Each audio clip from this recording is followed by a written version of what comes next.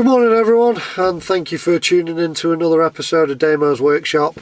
Today I'm going to be sharing with you some footage from some testing and inspections that we've been doing recently. Now the weather hasn't been great over the last couple of weeks. It's been a bit windy and a bit wild, so apologies for the background noise in some of the images. The footage that we got from one of the sites wasn't actually good enough to share with this video up on the roof. It was just far too windy, so what I've done is I've taken some still images to share with you. Just to give you a bit of a background, this video isn't all taken on one site. It's across a couple of sites which we've had permission from our client to share with you. We've tried not to give away any detail of what the sites are or where they are, so yeah, just to protect their privacy really and not give away any sensitive information.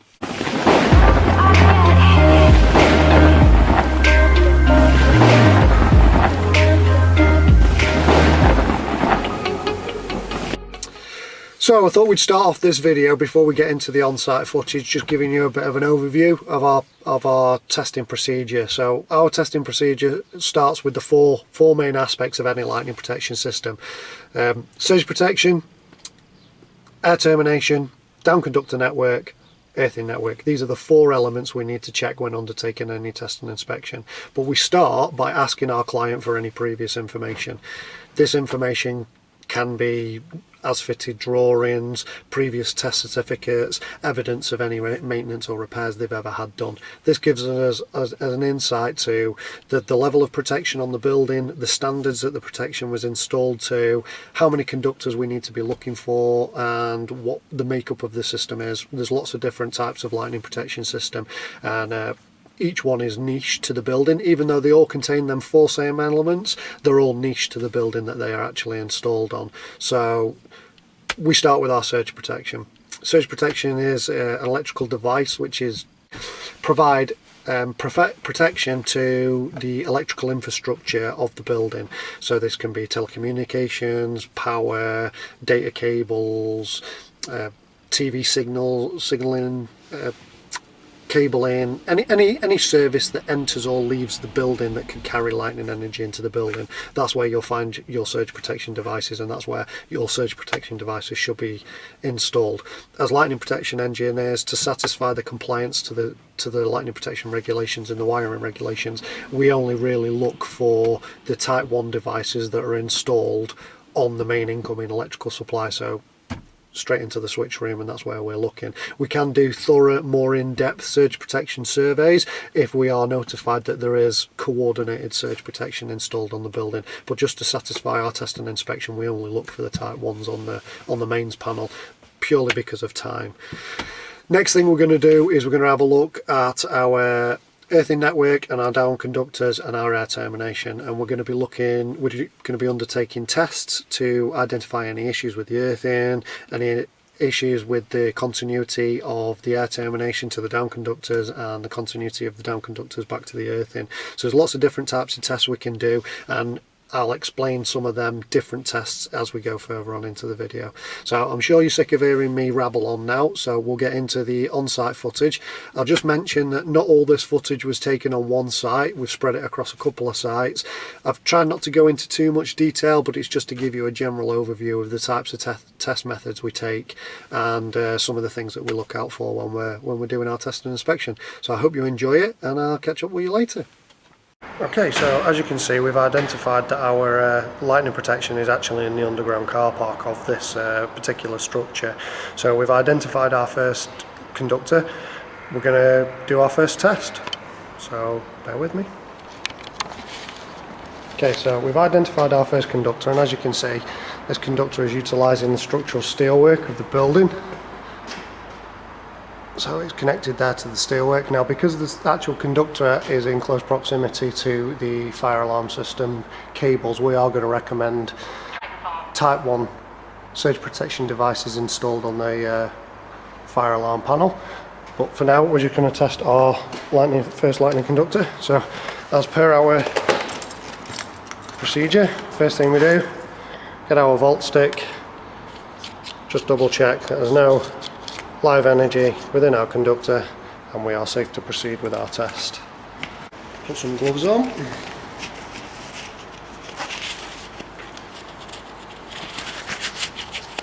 the bottom section of our conductor. Yep. Now I find with this particular type of test point that the copper section actually comes undone a lot easier. The aluminium section tends to corrode quite quickly and it tends to seize up, but there is plenty of grease on this connection, so we should be able to undo both quite easily. We'll put our clips on and we're going to undertake our dead earth test. So we've got our mega set to 2-pole and away we go.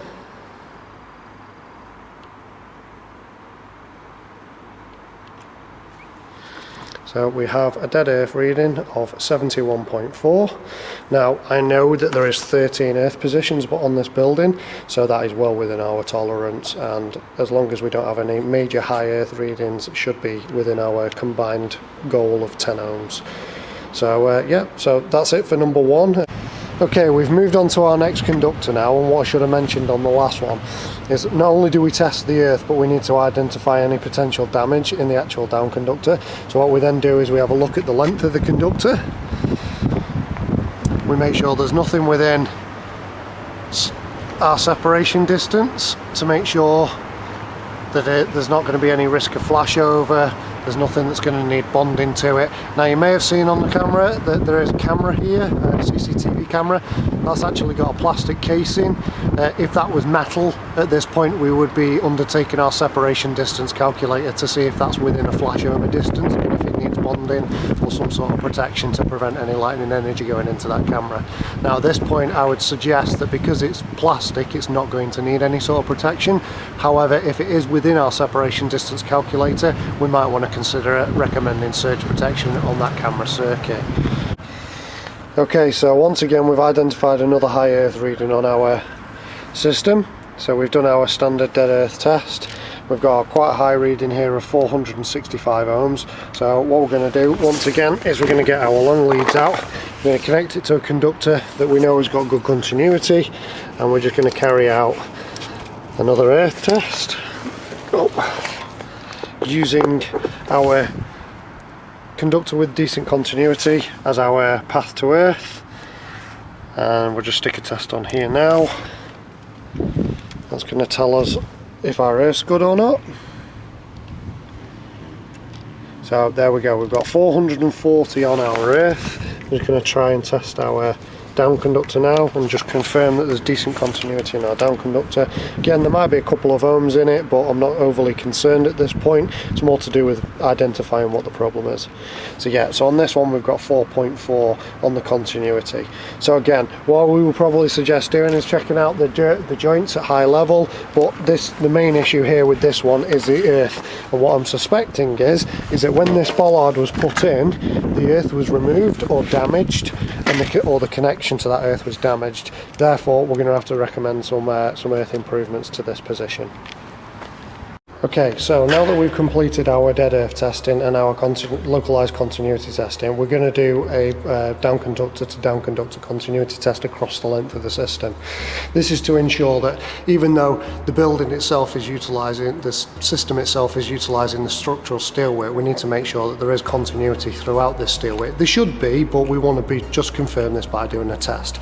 So what we've done is we have disconnected the down conductor on this one, we've connected our mega and our long leads, and our long lead is going to take us all the way across the other side of the car park to our furthest conductor away, where you can see we've disconnected the top of the down conductor and we've connected our long lead. Now what we're going to do is test the continuity from this conductor throughout all this steelwork back down to our conductor on this side of the car park. This should then confirm that the system has got good continuity not only with itself but with the structure of the building. So once again, put our tester onto 2-pole, hit our button,